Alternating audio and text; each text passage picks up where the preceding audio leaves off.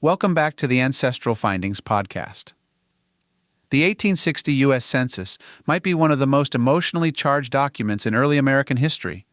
On the surface, it looks similar to 1850: names, ages, occupations, birthplaces, property values. But just beneath that is a country on the brink of war. It was taken in a moment when the United States was technically still whole, but very much coming apart.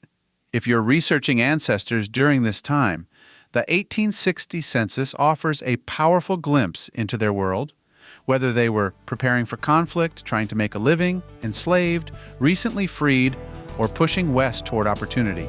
It's a document shaped by growing tensions, but also filled with the quiet rhythms of daily life.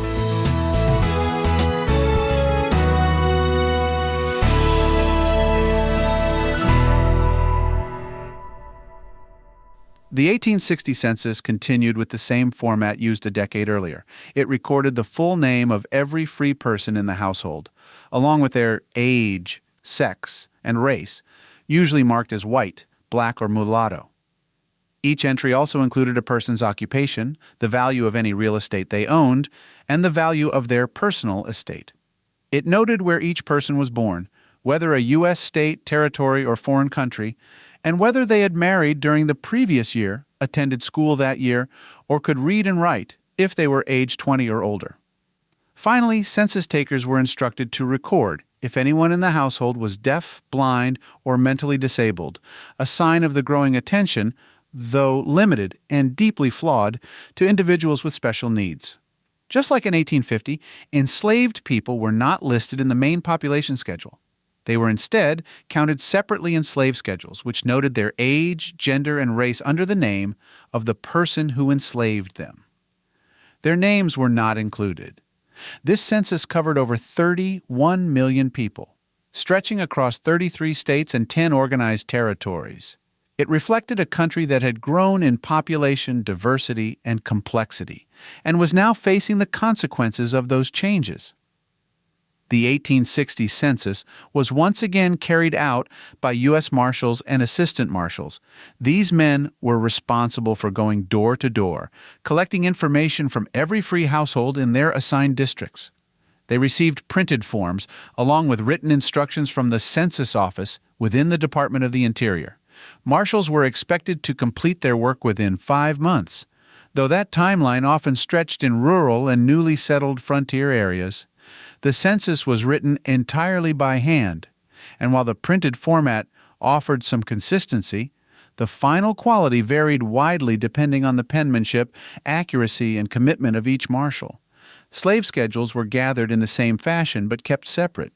Today, both schedules are often digitized and available together, but researchers must remember they were originally recorded and filed as distinct documents. At the time of the 1860 census, the United States was on the edge of civil war. Abraham Lincoln had not yet been elected, but the political climate was already seething. The census offers one last snapshot of the nation before it fractured. In the South, you'll see large landowners listing vast amounts of wealth, both in land and in personal estate, wealth that was largely tied to enslaved labor. In the North and along the expanding frontier, you'll see more modest households with young families, laborers, tradespeople, and newly settled farmers trying to carve out a living. This census also captures a growing wave of immigration. You'll find Irish and German communities firmly rooted in Midwestern cities like Cincinnati, St. Louis, and Milwaukee.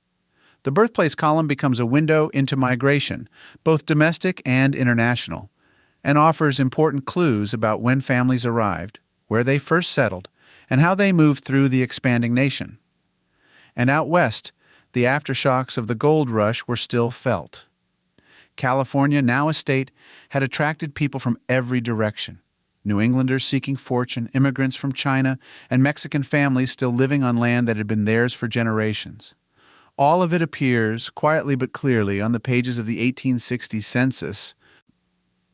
When I work with the 1860 census, one of the first things I do is compare it to the 1850 census. The consistency in formatting allows you to track a family across time and see changes in property ownership, household composition, or occupation. A growing family, a missing parent, or a sudden shift in wealth often becomes clear when those two decades are placed side by side.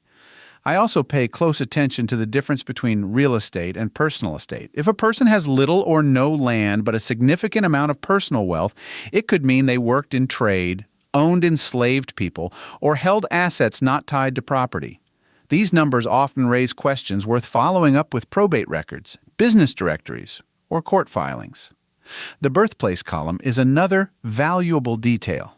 When you see children born in different states, say the first in Pennsylvania, the next in Ohio, and the third in Illinois, you can use that timeline to estimate when and where the family migrated. That timeline helps when digging into land deeds, tax rolls, or local newspapers in those regions. Occupations matter too. A farmer tells one story, but a teacher, mill worker, physician, or tailor tells another.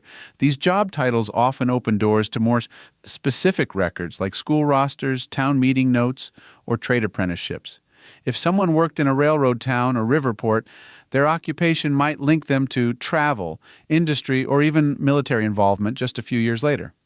Neighbors also matter more than most folks realize.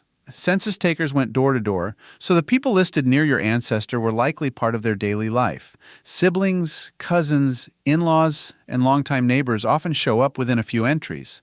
I found entire extended families this way, scattered across 2 or 3 households but clearly connected.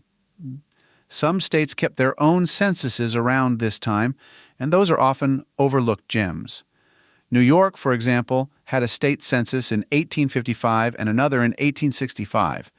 These records sometimes include details that the federal version didn't, like how long a family had lived in the county, whether they were born in the U.S. or abroad, and what year they immigrated.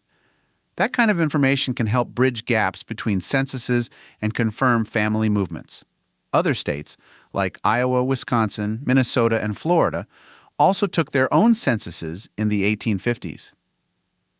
Kansas conducted a territorial census in 1856, just as it was roiled by conflict over slavery. These local records are especially helpful when federal censuses are missing or unclear, and they're often available through state archives or sites like Family Search.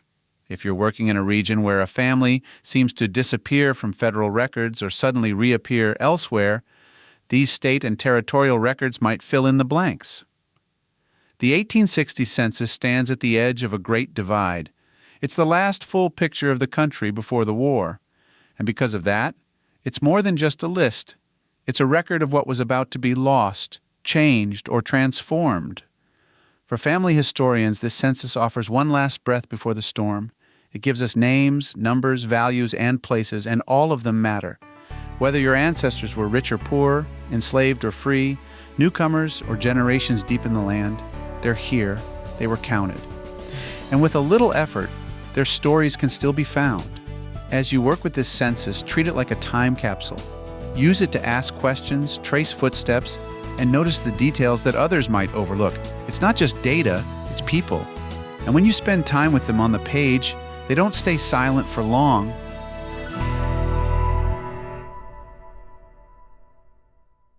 Thank you for tuning into the Ancestral Findings podcast. Be sure to visit ancestralfindings.com to grab your free genealogy ebook. Ask for a complimentary genealogy lookup. And sign up for our weekly historical postcard giveaway. A special thanks to our Patreon supporters. Your contributions help to anchor our family tree firmly in the ground, allow our lineage to fly high, and keep our journey through history on the right path. Wishing you a fantastic day and happy searching.